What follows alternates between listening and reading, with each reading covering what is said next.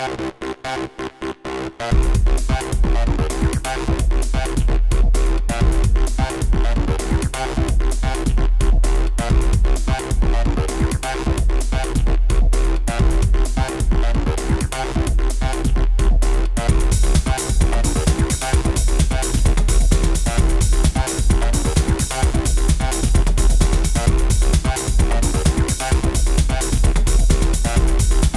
Dallin. So yeah, Monday I get this request from Todd Beaver, friend request on Facebook. I'm already friends with Todd Beaver, so I know that's not Todd Beaver. Someone's just taken his picture, downloaded his picture off his Facebook, and created another Facebook with his name, acting like they're him. Sent me a friend request. So usually they're trying to scam you. They always talk about some government grant, and they want But and then it's always funny because they never talk like the person they're duplicating. And they said, "Hello, how are you doing?" Is that how you greet people on Facebook? Usually, they send Facebook Messenger. And I said, "Greetings, how's the weather?" And then they waited like an hour before they replied. It's like I replied back to instantly send me a message, and it was an hour later before they replied back. And they said, "Great, I'm doing pretty well, enjoying the moment of life." And I'm like, nobody says that. This is someone whose English is not their first language.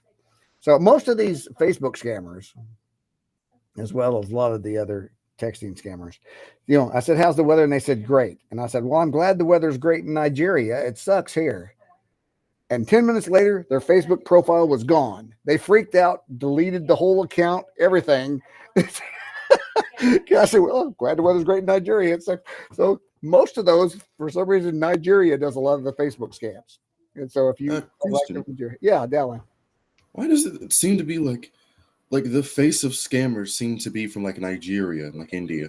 I don't know. Now Nigeria apparently is very, very poor, and there's not jobs for very many people, and so there's so many, and they've caught on to this idea in Nigeria that, hey, you can make money by scamming people on texting and Facebook. And so most of the email and that kind of stuff comes from Nigeria. The phone calls come from India because there's so many call centers over there that already work for U.S. companies. They set up fake call centers and do all this. So somehow, but I hear the Philippines also has quite a few call centers too. So most of the calls are India with some in the Philippines. Most of the email and Facebook scams are from Nigeria. I don't know why it works that way. That seems to be the bulk. Now, there's a few exceptions. There's other places. There was some from Europe that was trying to do some of these. I've seen too. But I don't know why it always seems to be Nigeria doing the Facebook scam. And I'll call them out in Nigeria. I got another one this morning that another friend request, Diane Carter. And it's like, okay, Diane Carter is a Facebook friend of mine. I don't even know her personally, but she's been a Facebook friend for a long time because of a friend thing. And so she just said, "Hi, just want to check on you. How are you doing? Happy New Year." And I'm waiting to hear back from them because I put this whole thing, said, "How are you doing?" So I decided to do this whole thing on, I've had cancer, I was in COVID, and I just went like an old person when you ask, "Hey, how you doing?" And they tell you like 83 things that have been wrong with them in the last 2 years. That's what I did to this person, and I'm waiting to see if they reply back now because I'm just like overload them. So I love messing with you. Please like email us the response or something. Yeah, I'll see what they do because that's like So it's fun just to play with these people. I figure if I'm messing with them, that keeps them from having time to mess with other people that may fall for their stuff because that's just terrible. All right, let's look at our actual lesson this week. We're going to jump to Unit 6 until they get our virtual lab access set up. So we're going to see what Unit 6 holds for us. Module 6, challenges and trends. So let's look at cyber terrorism. And that sounds very bad. But it exists out there. Not on these little Facebook things. They're just trying to get me to send them some money or something. Digital forensics and the war on cyber terrorism. How can we fight the war on cybercrime and threat to our country? Because there's threats to our country all the time, and they're trying to go in and get into systems to disrupt the energy supply. They're trying to knock out electrical. They're trying to just do all kinds of chaos. So let's look at this video. Digital forensics and science are paving the way to help keep us safe from cyber criminals. So, all right.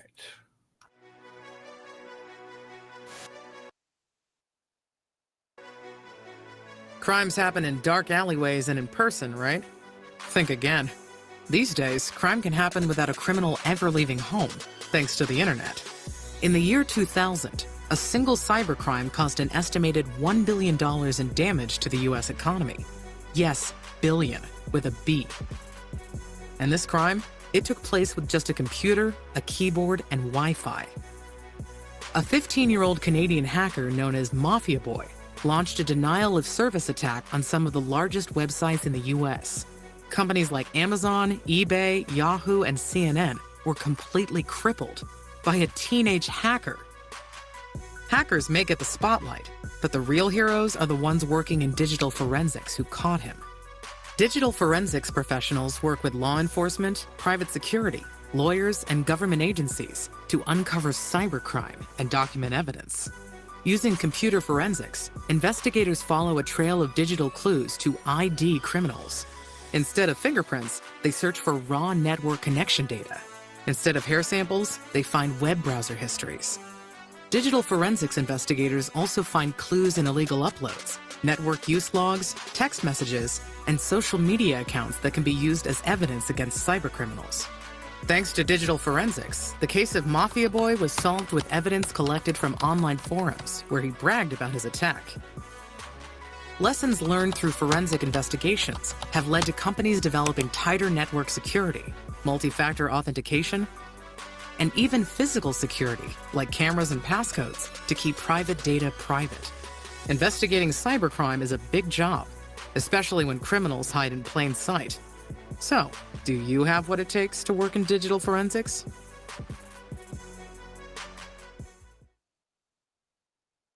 Fascinating stuff out there. Yeah, teenagers. That's the problem, is with Wi-Fi and computers. Criminals could be anywhere. This was a kid in Canada, 15-year-old kid, just amazing. And it created all that havoc. Denial of service attacks overwhelm the servers where people can't access it. $1 billion. That's crazy. Cyber terrorism and the NSA. So the National Security Agency, the NSA, is the U.S. government agency responsible for monitoring, collecting, processing data for foreign and domestic intelligence purposes. They said with this kid, they caught him because they can track web histories and all these other things. All that information's out there. You can't really hide on the internet. It's just the problem is there's so much information. Unless somebody's focused on finding you, there's just tons and tons and tons of information constantly out there. So the NSA specializes in signals intelligence. SIGINT, SIGINT. It plays an important role in our national security by providing America's leaders with critical information needed to defend the country. So when it comes to terrorism, the newest threats we face are those in cyberspace. Every day, cyber criminals, hackers, and foreign adversaries become more advanced and capable in their ability to use the internet for nefarious purposes. And there's many websites you can go and see that in action. You can see all the attacks happening everywhere. Our nation depends on the internet. Everybody depends on the internet these days. It's become just an integral part of our lives. People use it for almost everything: banking, shopping. All of our personal information is out there. That's the thing. It's out there for others to find. But cyber threats also come from nation states. Like North Korea has a whole hacker government agency that tries to create havoc across the world. Terrorists who seek to exploit information gain an advantage of the United States. They might seek to gain an economic advantage or insight into our military or our foreign policies. So terrorists use the internet and social media to spread messages of hate and intolerance, try to divide people and create chaos within the country. They also use these platforms to recruit new members and often targeting young people. And you see these people that get caught up in that. NSA and the military, the NSA supports the military by providing wireless and wire secure communications, helping encode all of that. NSA analysts, linguists, engineers, other personnel deployed to locations around the world provide SIGINT and security support to soldiers in the front lines. So the NSA offers several opportunities for students to learn about the war on cyber terrorism. Students can participate in internships, apply for scholarships, attend camps. They host programs like the High School Work Study Program. That's a highly competitive program designed for high school students who plan to participate in school-sponsored work experience program during their senior year. Students are hired as part-time employees from September to June of their senior year. So there's a link there where you can discover more information. about special NSA programs for students. Something cool to check into. You would have quite a interesting life and learn a lot of stuff there in the NSA. Do the crime, do the time. As with any other criminal offense, cybercrime is punishable by law. And the hard part is when it's another country, you got to work with another country to get those folks prosecuted. But unlawfully access to the computer carries a maximum 5 years in prison. But that's just the start. So many cyber criminals are charged with wire fraud, which has a maximum penalty of 20 years in prison. So there's several federal laws that address hacking. Let's look at some of them here. The Computer Fraud and Abuse Act, the CFAA. This is a federal anti-hacking legislation that prohibits unauthorized access to another computer system. Although the law was originally meant to protect the computer systems of the government entities and the financial institutions, the act expanded with amendments to include almost any computer: servers, desktops, laptops, cell phones, tablets, all the stuff that we have. Let's look. The Stored Communications Act protects stored electronic communications and data, or data at rest, like all those things that are kept on the cloud or kept on the hard drives, emails, texts, instant messages, social media accounts, all the stuff, blogs, microblogs. Then there's the Electronic Communications Privacy Act. This protects wire, oral, and electronic communications, so phone calls, texts, emails, while those communications are being made or in transit and when they're stored in computers. So this applies to email, phone conversations, data stored electronically. Then the Defend Trade Secrets Act. This law allows the owner of a trade secret to sue in federal court if its trade secrets are misappropriated. So people hack in, get those things, and publish them to the internet, and they can sue in federal court. So lots of laws having to be passed to try to protect people with all of the electronics. So Homeland Security and security threats. So the United States Computer Emergency Readiness Team, US CERT, that's an organization within the Department of Homeland Security, Cybersecurity and Infrastructure Security Agency. So US CERT is responsible for analyzing and reducing cyber threats and vulnerabilities, disseminating cyber threat warning information. You see some news stories every once in a while where some company gets notice from the government that there's a nation or company or individual somewhere across the world trying to hack into their system. And some of them are successful.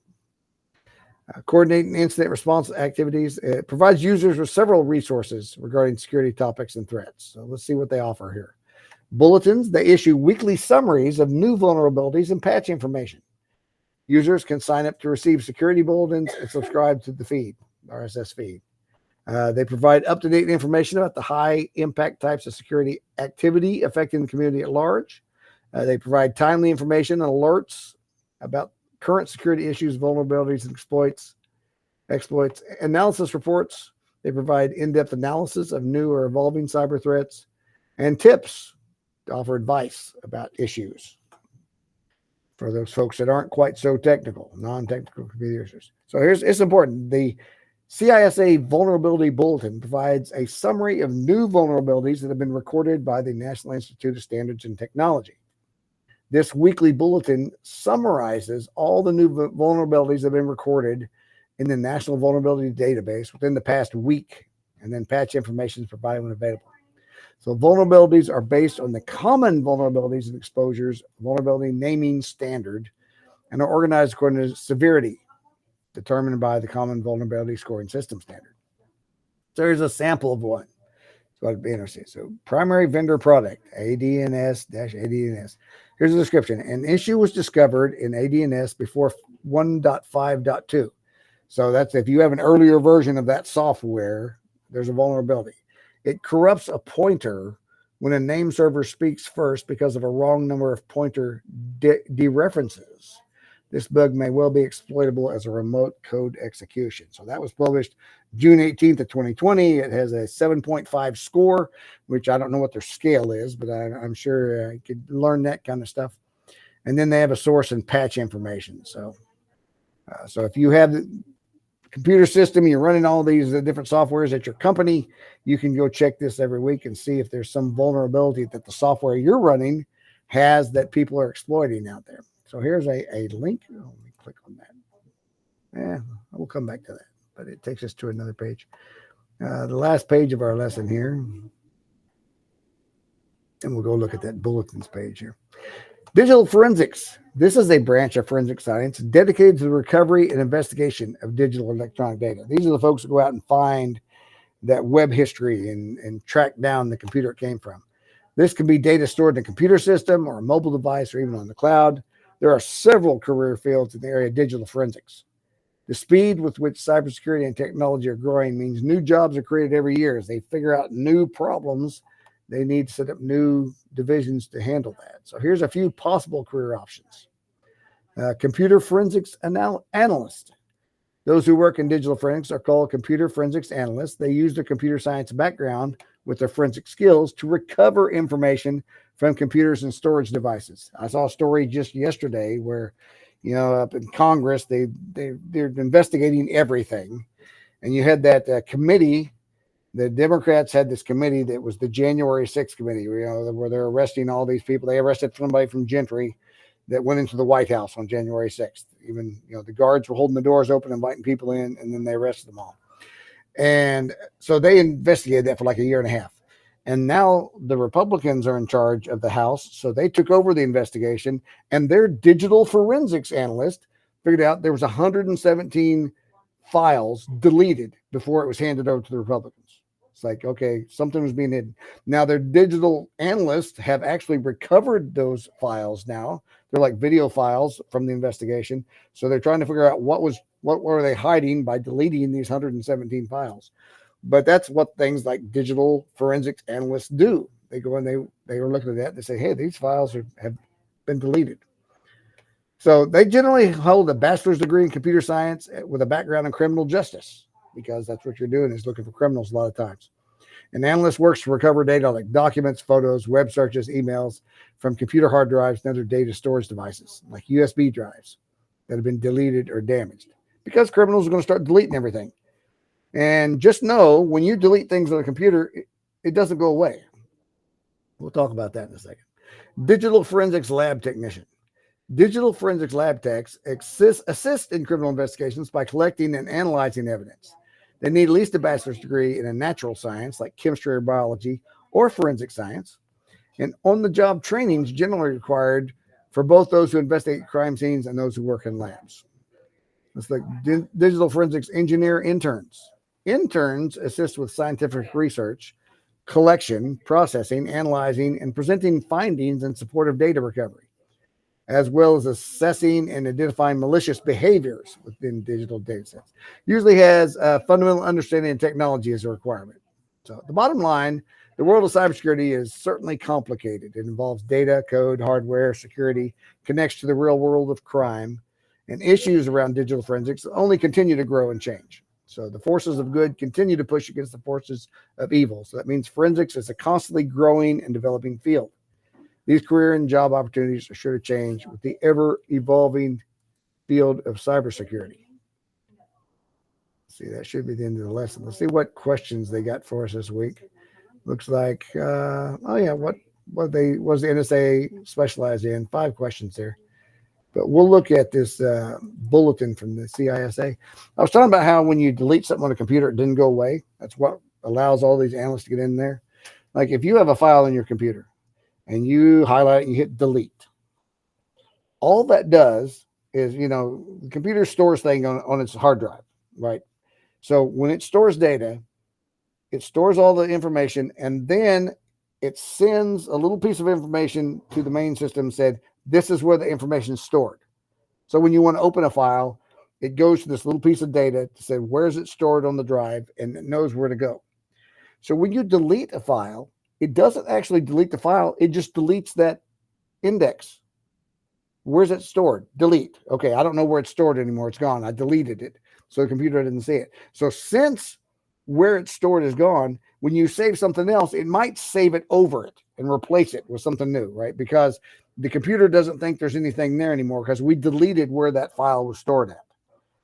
But it didn't delete it. It just forgets where it's at. So it considers that just empty space. So when people delete files and then the police take the computers, those files are still there. They just have to be indexed again. They don't know where they're at. And so they have software that can go in there and see all these files that the computer thinks are gone, because the computer just erased where it's at. Oh, I don't know where it's at. It must be gone. It's deleted. And so all those things are still there. So that's why you see that in some of these police crime things where they go and they recover information that the crook deleted, because it's still there. It doesn't delete it. That's why sometimes you see where they wipe a drive. Now that's different. Where if it wipes the drive, it tries to go and it'll actually store new information over the whole drive to wipe out everything that was there. Sometimes that's still recoverable. Sometimes the computer saves what it did. Okay, I went and I saved this on this right here. And they can undo all of that sometimes and get the other information. Well, very complicated stuff. But let's look at this page that has the bulletins, since we're talking about that. So I clicked on that link and it opened up this. Here's the Cybersecurity and Infrastructure Security Agency, America's Cyber Defense Agency. This is a government report. This is an official website of the United States government. Bulletins, weekly summaries of new vulnerabilities. So let's see. This goes back pages and pages and pages. But if we want to look the most current, here's the one for the week of January 15th. Let's see what it says. High vulnerabilities. So a primary vendor and product. So you'd have to know, if this doesn't mean anything to you, you're probably not using that product. But here's a 8.3 score. So that's pretty high, I guess. If I click on that score, what's it tell me? Oh, it's a bad link. Invalid parameters. Oh, here's a patch. So if you're having this problem, if you've got this version, this tells anything earlier than these versions on this type of software is vulnerable. So over here, they give a link to where you can go get a patch to install to close that vulnerability. But let's see what all they got. They got a lot of stuff here. You scroll down. There's a lot of them. Look, if we just scroll down, there is pages and pages and pages and pages and pages. This goes a long ways. This is just the report for 1 week. Wow. WordPress, Photoshop, Face Server, Mingsoft, Linux, Codebox, JPEG driver, Java, Google Chrome's out of bounds memory access in version 8 in Google Chrome prior to this version allowed a remote hacker to potentially exploit heap corruption with a crafted HTML page. They haven't even calculated the severity of that yet, but here's a patch for that. So there's a Google Chrome. Remote hackers, so when they find these things, they list what's going on, so you can see if you have any of this software over here. So these computer folks that work for these companies have to go through and check this list every week too, just to see if there's anything they need to install to help stop hackers that have found these vulnerabilities. Apache software, Amazon Web Services, Active Data, Avo, WordPress. But these are all ones that they don't even know the severity yet. Then you get up here and here's the ones that they do know. Social networking, Code Project social networking site, Oracle Corporation, Nextcloud, a lot of Factominer, Facto Investigate, Discourse. So those are low vulnerabilities. So they got them kind of categorized. These must be medium vulnerabilities. But the list just goes on and on. It's just amazing how much there's Oracle, a lot of Oracle software being used, Nextcloud, Mock, MailMunch. There's software here you never even heard of, but some of it you probably have. Adobe, there was some Adobe. So lots and lots and lots. So that's a government report that's put out every week with the latest vulnerabilities that they have detected with it. So we have a lot of government dollars being used to fight cybersecurity that's happening from all over the world. A lot of these countries are just focused on trying to do whatever damage they can over here in the U.S. and other countries. They're attacking other countries too. It's just we're a target for a lot of countries. But all right, interesting stuff this week. 5 questions, guys. Like I said, we're going to go through module 6, then we'll go back and pick up the others because they'll have the virtual lab set up for us. I'm looking forward to that. I think it's going to be real interesting stuff. Can't wait to see it. So, guys, have a great week. That's really everything we got to cover. And we'll see you next week. We're not going to have a mandatory class on Friday. Don't need it. We've covered everything we need this week. I'll be here if anybody has any questions, but otherwise, we'll see you next Monday.